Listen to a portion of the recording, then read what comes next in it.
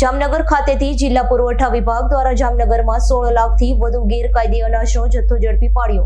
Jamnagar collector Ketan ઠક્કરના માર્ગદર્શન હેઠળ મામલતદાર જામનગર શહેર અને જિલ્લા પુરવઠા કચેરીની ટીમે ગુલાબનગર હાપા રોડ ઓવરબ્રિજ પાસેના ડમ્પ યાર્ડ પાછળ આવેલ મંદિરના ખુલ્લા મેદાનમાં દરોડો પાડ્યો હતો.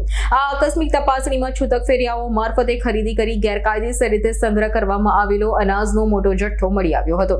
ઝડપાયેલા અનાજમાં 26,250 કિલોગ્રામ ચોખા કે જેની બજાર કિંમત ₹10,23,750, 13,990 કિલોગ્રામ ઘઉં જેની બજાર કિંમત ₹3,77,730, 390 કિલોગ્રામ બાજરી જેની કિંમત ₹10,530 અને 300 કિલોગ્રામ ચણા જેની બજાર કિંમત ₹16,500 નો સમાવેશ થાય છે.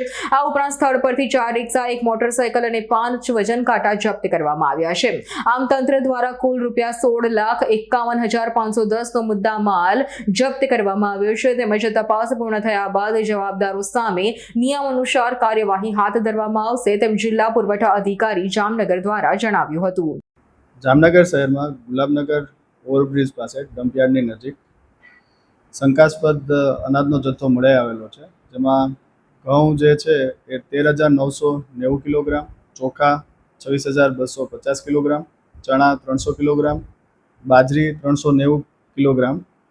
ટોટલ જે જથ્થો જે છે એની કુલ કિંમત 14,28,510 છે. આ સાથે અન્ય જે એક હોન્ડા પકડાણી છે અને 3 રિક્ષા જે છે એ થઈ અને બીજા જે ત્યાં વજન કાંટા પકડાયેલા હતા. ટોટલ જે જથ્થો જે જપ્ત કરેલો છે એ 16,51,510 રૂપિયાનો કિંમતનો જથ્થો જિલ્લા પુરવઠા તંત્ર દ્વારા માનનીય કલેક્ટર સાહેબના માર્ગદર્શન હેઠળ કામગીરી કરવામાં આવેલી છે.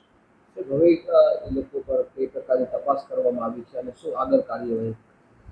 હાલ જે જથ્થો હતો એ ત્યાં ખુલ્લા મેદાનમાંથી જપ્ત કરી અમે સરકારી અહીંયા સિટી ગોડાઉન છે એ ત્યાં રાખેલો છે. ત્યાંથી અમે નમૂના લઈ અને લેબોરેટરીમાં આપેલા છે અને નમૂનાની જે રિપોર્ટ આવશે એના પછી આગળની નિયમ અનુસારની કાર્યવાહી હાથ ધરવામાં આવશે. સંજીવ રાજપૂતનો રિપોર્ટ, S9 ન્યૂઝ, જામનગર. અમારી તમામ માહિતીથી અપડેટ રહેવા માટે જોડાયેલા રહો S9 ન્યૂઝ સાથે.